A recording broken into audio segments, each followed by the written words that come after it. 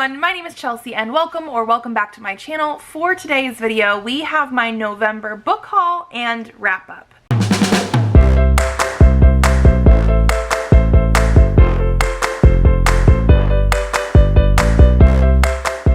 So the last couple months I have either read quite a bit of things that I really wanted to talk about, or I bought way too many books, and so I had to split up my book haul and wrap up. Today I feel like we're on the lower end of both, although not the lowest it has ever been. So we're going to be trying to do this all together like we had been doing at the beginning of the year. So we are going to be doing the book haul first. I will leave a timestamp for the wrap up and everything down below in case that's all you're interested in. I do have 14 books that I'm hauling in the month of November. When I filmed my TBR video, I only had a few, and then there was a free ebook sale for fantasy romance type of things, and so I did get some more stuff that way. All the ebooks that I've purchased, I only spent like $1.50 total on the ebooks that I have, so realistically a lot of them were free. But I do have some physical books that we will go through first, and then we'll go through the ebooks, and then like I said, we will get to the wrap up as well. So let's just start with the physical books that I have here. The first things that I picked up in the month of November were the holiday edition of Fourth Wing and Iron Flame by Rebecca Yarros. I have not read these. However, as you can see, I still have stickers on them because I found these one day on release day of Iron Flame, actually, on that Tuesday at my Costco. I had just gone into Costco to get stuff, and when my kids go with me, which is basically every single time we go, they always ask to go and look at the books. Every time Presley wants a book, which, I mean, hey, at this channel, in this house, with my family, it makes sense. And I just so happened to see them there, and I was like, you know what? I have to get them. It was the day they were releasing. The price point of these, I got Iron Flame for $16.99 when it's normally $30, and I got the holiday edition of Fourth Wing for, what was it, $18.99 when it's normally $33. The price made it worth it. They both have black sprayed edges. They look really nice. My sister and a lot of people in the world absolutely were in love with Fourth Wing, and I have not read it yet, but I'm not discounting it or anything like that. It was just, I don't know, the hype doesn't get to me either way at all. It was something that I didn't know about until after it was already super hyped up, and I knew I wasn't going to get to it right away. But when I saw that they were cheap and pretty and stuff, I did get them. This is going to be a fantasy romance with dragons. I think it has some sort of school setting, or I have actually no idea, but I bought them. The next thing I have here was a pre-order from Illumicrate, Afterlight, whatever one I ordered it through. This is Iris Kelly Doesn't Date by Ashley Herring Blake. It is the third and I think final book in this companion novel series that started with Delilah Green Doesn't Care. I really loved that one, gave it 5 out of 5 stars. The second one was Astrid Parker Doesn't Fail. I think I gave that a 3.5. It wasn't necessarily my favorite. And this is Iris Kelly Doesn't Date. I'm very, very curious about this one because I had pretty much mixed feelings on the two different books. One I loved, one I didn't. But it is the very, very pretty edition of it. So we have the blue edges, we have the purple underneath. It does have a digital signature. And yeah, this is going to be an adult sapphic romance. And so yeah, I read the first two. I needed this one as well. And then the last physical book I have here actually was another pre-order. It was one that I did through Kickstarter at the end of last year, the beginning of this year, because it always takes a little while, but it is I Am Hexed Volume 1 by Kirsten Thompson. So this is one that I feel because it is through Rocket Ship Entertainment, which is a Kickstarter exclusive publisher that does webtoons. I think this is from webtoons originally. I have never read it through webtoons, but I was very, very curious about it. The art style looks adorable.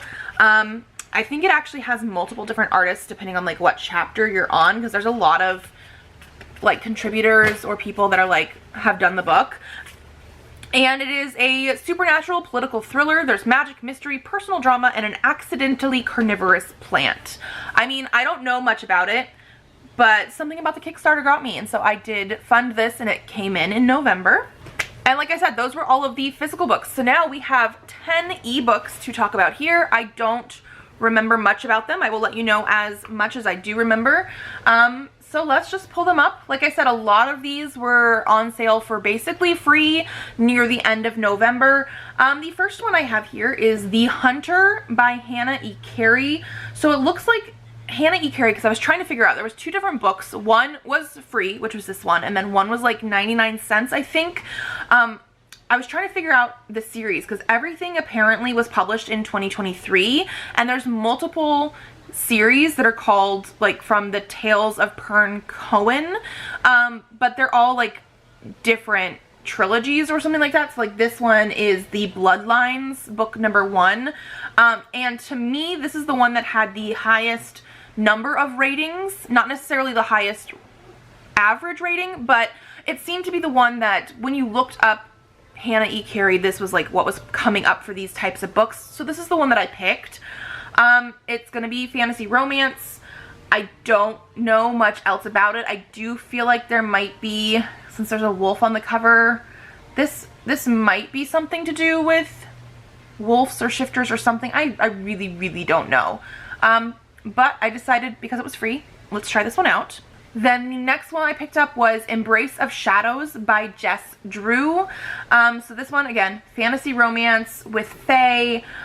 This had something, it says, she's a mortal with no memories. As her fae liege, he knows only that he must protect her, but is he her hero or her captor? So yeah, this one has something to do with like an amnesia, no memory sort of thing, but she is supposed to be protected or guarded by this guy as well. And it's going to be a slow burn, closed door fae romance with elements of Beauty and the Beast, Hades and Persephone, and Egyptian mythology. So I was very curious about this one. Then we have Snow So White by G. Gockel. I got a different G. Gockel book during a Stuff Your Kindle event last year, but it was like sci-fi. This is going to be more fairy tale retelling. Actually, that's one thing I should mention. A lot of these books here that I got near the end of November as ebooks were all fairy tale retelling-ish in some sort of way. Like they felt very retelling in that way. And so obviously this is going to be a Snow White retelling.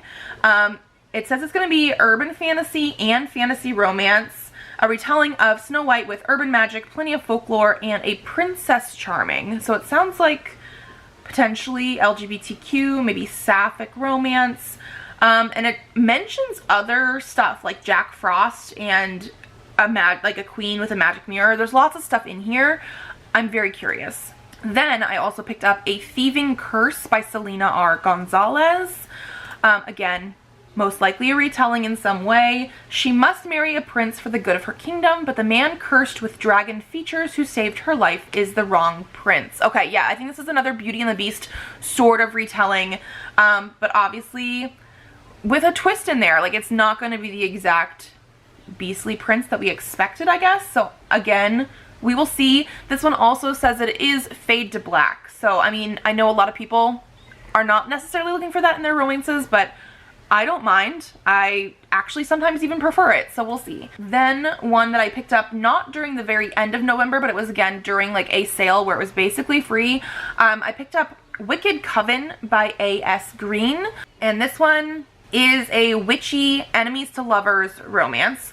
It says Stella Aldrin, a talented witch from Salem, has been chosen by her coven to fulfill a 17th century curse that can only end in death. I was very curious about this one because it does also have like, I guess the guy that she might be potentially going for is a Mather, which is, you know, a name from the Salem witch trials. Like I'm very curious to see if it's like gonna be that enemies to lovers sort of thing is because like one's a witch and one's a Mather. Like we'll see. I also then picked up Watcher Academy by S.K. Gregory. This one has books on the cover. That's part of the reason I picked it up. But it does say that our main character is going to be joining the Watcher Academy, but an impulsive decision could destroy her new life.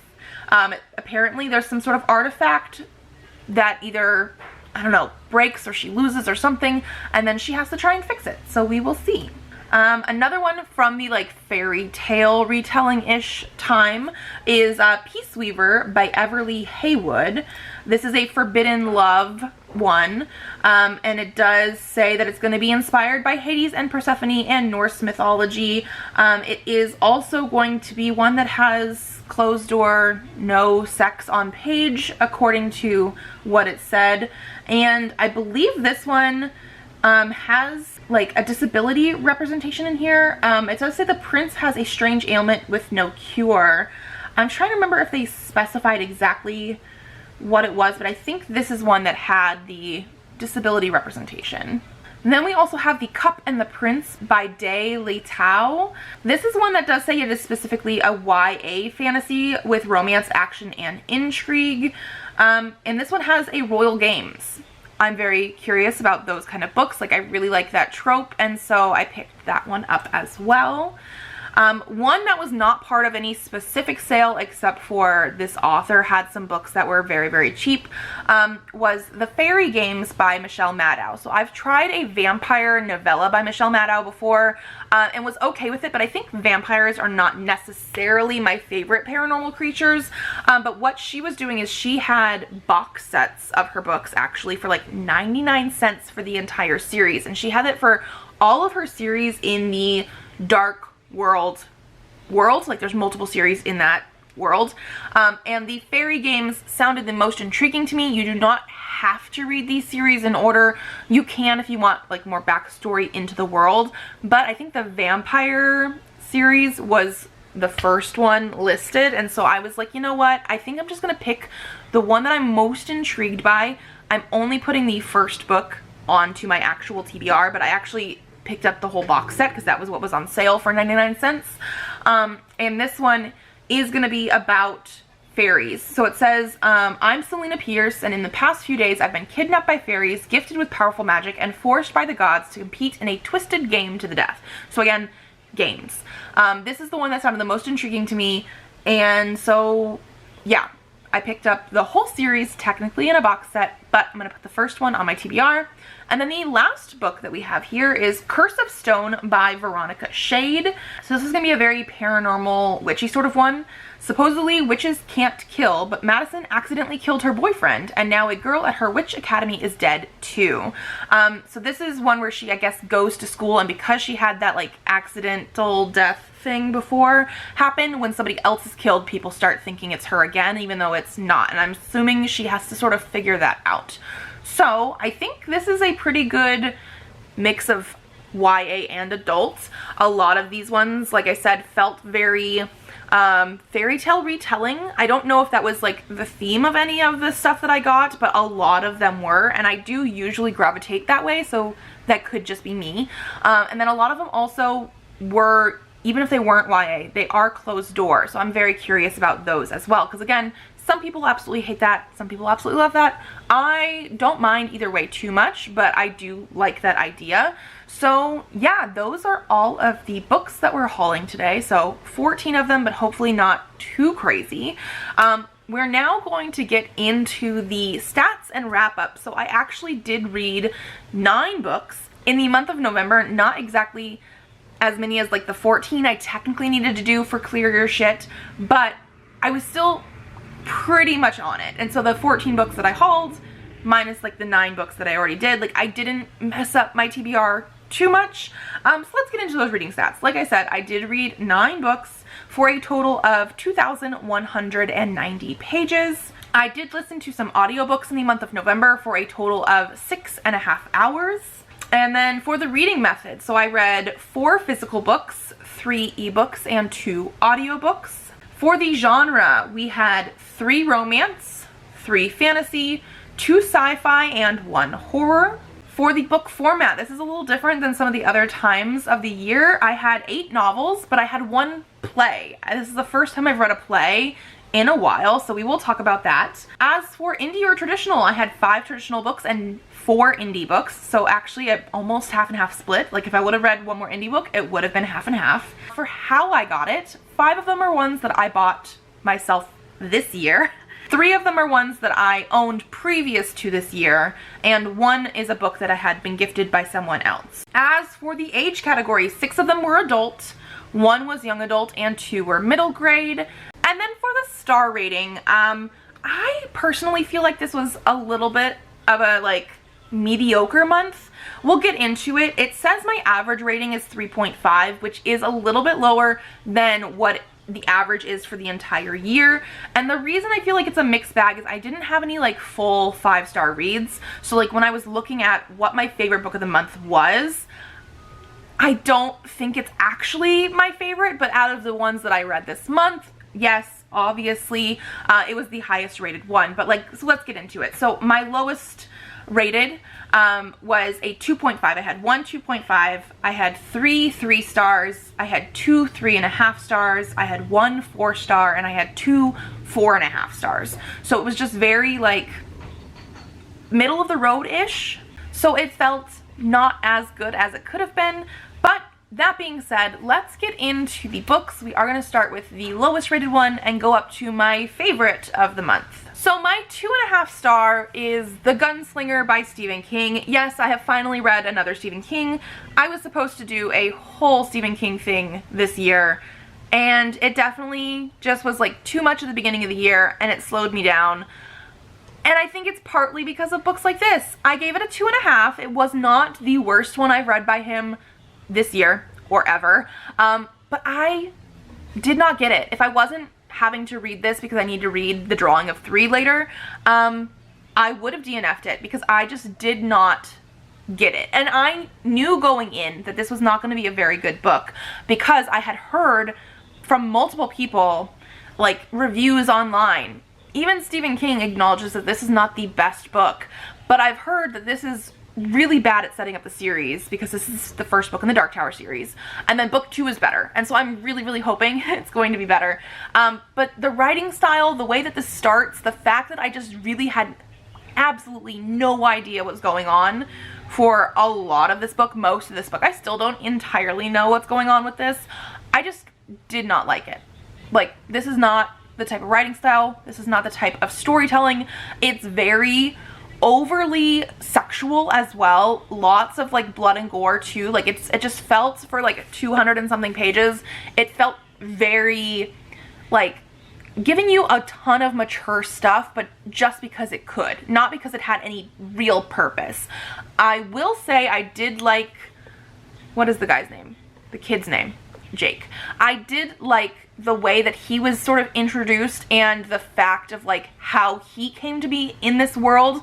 Like, I'm very curious to see if we're gonna get more of that sort of stuff in later books in the series, and I'm pretty sure we are, because I'm pretty sure most of this book series is about obviously the Dark Tower and him on his journey, the Gunslinger on his journey there. But I know that this is supposed to be a sort of like Stephen King universe sort of thing where there's like different realities and they meet his other books in different ways. Like there's overlap here. There's like cameo appearances, and so the fact and the way that Jake got put into the story and like that background, that was the only thing in the story, the only thing that I was intrigued by. So ultimately, not the worst thing I've read. I wouldn't say like I absolutely hated it, because like once we got going a little bit more with Jake in the story, I liked it more, but I didn't really like it. Does that make sense? I'm hoping book 2 is much better. Moving on to my 3 stars, the first one I have here is Healing the Orc's Heart by Leon Riley. This is something that I don't think is for me. This is a monster romance novella, and while I do think this is book 2 in the series, I do think it's better suited to me than book 1. I heard some stuff and looked at some reviews for book 1 that really lean into the more monster, not so nice aspect with the human stuff. Like they're in the middle of this like orc human war, and so book number 2 is all about one of the characters, the orc character. I do not know anybody's names. I don't remember. The orc character getting hurt and then being nursed back to health by the human character. The thing is, because it's a novella, it is very short.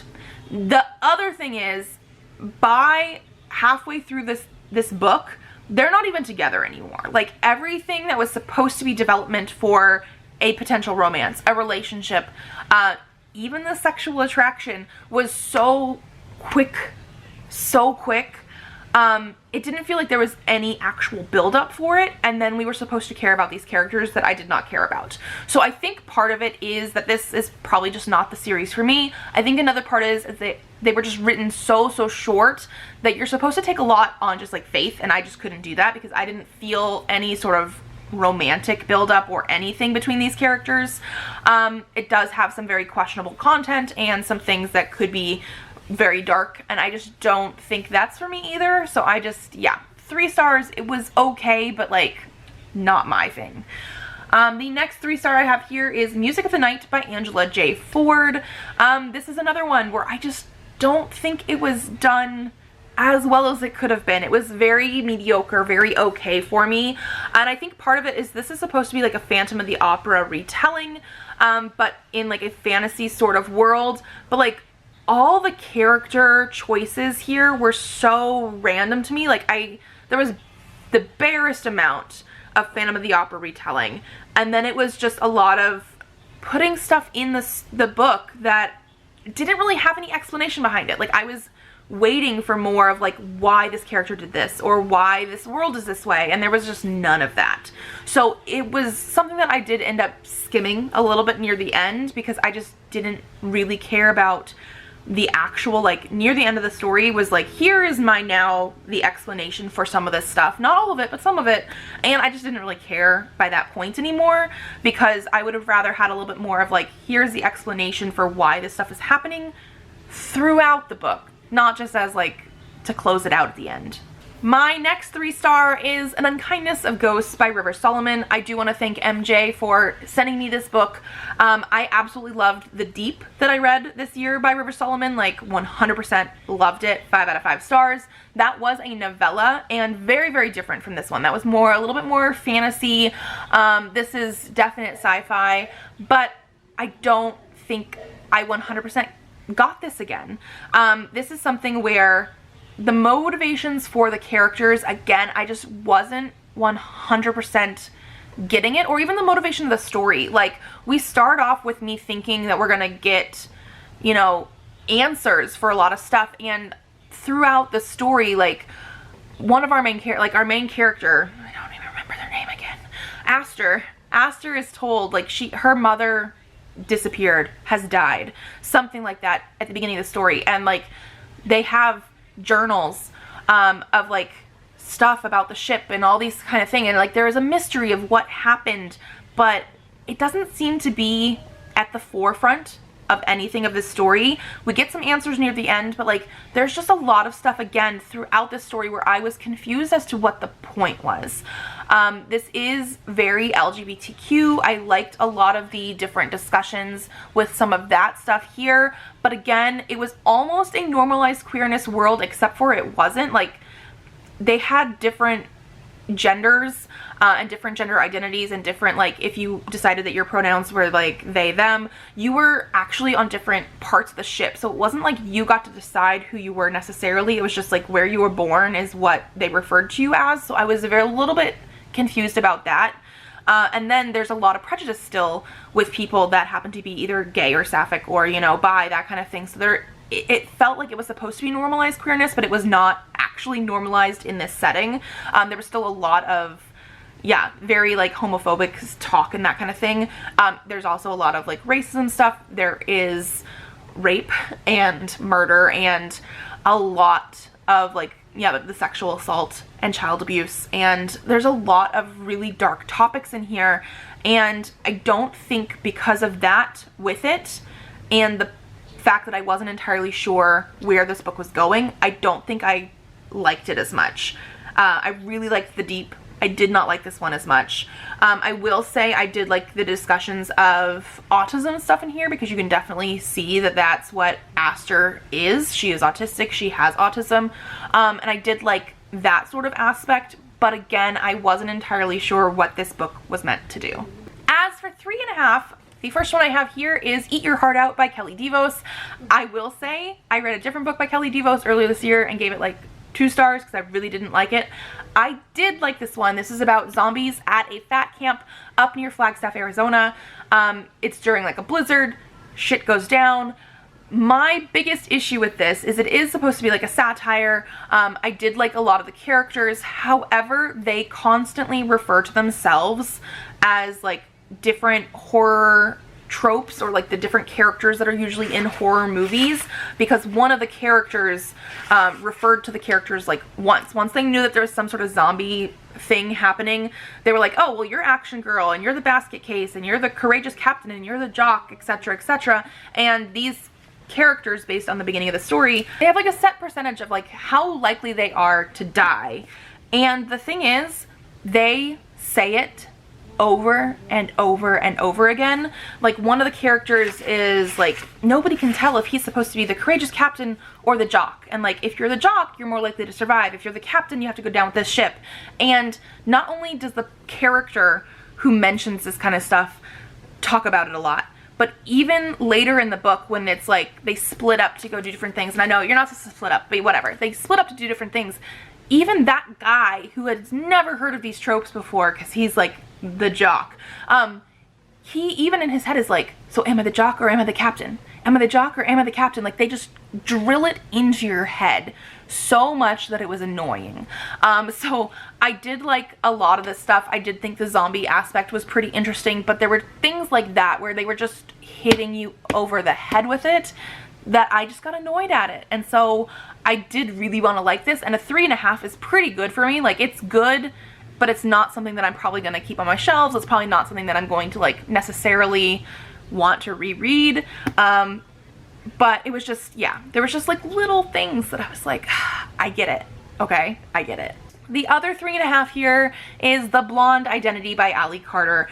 This is a very short book, like barely 300 pages, adult romance thriller mystery thing. It's about a woman who thinks she is a spy because she has amnesia and people are coming after her, but really her twin sister is a spy. And there is some romantic stuff, closed door actually, which is a little bit surprising just because a lot of romance nowadays is not. But I wanted so much more from this. It is written okay, but it also feels very juvenile, and I think part of it is because Ali Carter is more well known for her YA stuff, like the Gallagher Girls series. I remember reading that back when I was like in high school and absolutely loving it. It's about, you know, teenage spies. They go to like a spy school. Like, it felt very much like that. However, because this is adult, I was expecting more development of feelings, and I did not get that in here with the romance. Like, I just was waiting and waiting for more things to happen, and it didn't. It just felt very superficial with a lot of the characterization, and they feel like they fall in love very easily, but like, we never got to experience the actual acknowledging of that. Like, I didn't get to see it happen on page, and so I was just a little bit disappointed in this. It was still fun and quick to read, so I did give it a 3.5. I might read more. I don't know if there's actually another one in this series or not, but it ends in a way that sets it up for like the potential to have a sequel. I would probably be willing to try it out, but it might be something that I would want to borrow from the library first instead of buying, because it didn't live up to like the hype I guess I had in my head, because I just wanted more from it. It just felt a little bit too close to like a YA series than like the first book in an adult like spy romance thing. Moving on to my 4-star, we have The Play, which was Unboxed by Brianna Morgan. This is one that I got last month during the Terrifier tablet event. I've read a few different things by Brianna Morgan, and this is one that has always intrigued me because of the fact that it is a screenplay, like it's a play. This is about a like paranormal vlogger YouTuber who really wants to try and like correct his image after having a fight with his girlfriend, I think it is, on like stream. And so he decides to buy this like black market weird spooky box, and things happen from there. I will say that I thought the actual like writing as a play was very well done. I could definitely see this as like a 1-act, I guess it's not like a 1-act, but like a short play. And there were some very creepy aspects to it that I really, really enjoyed. Like, I would love to see that sort of thing. Like, it was very well done. However, it's a 4 because the ending was just so rushed. I was expecting more from the ending because I was really invested up until like the last act or whatever it was, and it just felt like she didn't know how to end the book, the play, the story. She didn't know how to end it exactly, and so like I was really into it. I thought it was going to be like maybe a 5-star, like amazing, and it was just, it let down a little bit at the end, but it was very quick to read because it's only like 70 something pages and it's written like a play, so very quick, and I did like the setup of that. So if you're used to reading plays, I do think this is one to definitely try out. I personally wanted a little bit more from the ending. And then we have the 4.5-star books. There's actually 2 of them. They're from the same series. It's the last 2 books in the Magisterium series by Holly Black and Cassandra Clare. So book number 4 is The Silver Mask. Book number 5 is The Golden Tower. I talked about the first 3 books last month because I was doing a reread of them because I had never finished the series. I know, I'm very bad at that. And I was listening to them on audiobook. I also listened to these on audiobook while I was taking Presley to and from school and things like that. And the entire series, I ended up giving 4.5 stars because it is middle grade, it is fantasy. It does have some very interesting like twists and tropes and things like that, but they weren't like amazing middle grade fantasy. Do you know what I mean? Like, I really did enjoy my time with them, but I was always left feeling like there could have been a little bit more. I will say the first 3 books I had read before. I hadn't remembered book 3 during my reread. Like, I remember reading books 1 and 2. I knew I had read book 3, but I didn't realize like most of the stuff in there. The tones of these ones are very different because at the end of book 3 something happens that makes it a little bit twisty, very different from like the typical fantasy school chosen one stuff. And so the tone of book 4 is very different because it's basically dealing with the aftermath of what happened in book 3. And then that sets up book 5. I did still really like these. I actually think I would have liked them better as young adults. Like, I feel like these could have had a little bit more maturity put into them and been amazing. And I think that's probably what it is because I've read some books by both of these authors, but YA books where they're a little bit older, and so even though these books are technically growing with the characters, like the characters in book 1 are 12, whereas by the time they get to book 5 they're 16, 17, 16. They're 16 by book 5. There is a little bit of romance starting to happen in book 4 and 5, but it felt a little bit weird because the writing style is still very middle grade, and the things that are happening are starting to mature, but not mature enough where you're like, oh no, you can't read these as a middle grader, like you have to be 16 to read them. No, like you could still read these if you're like 12, 13, 14, whatever.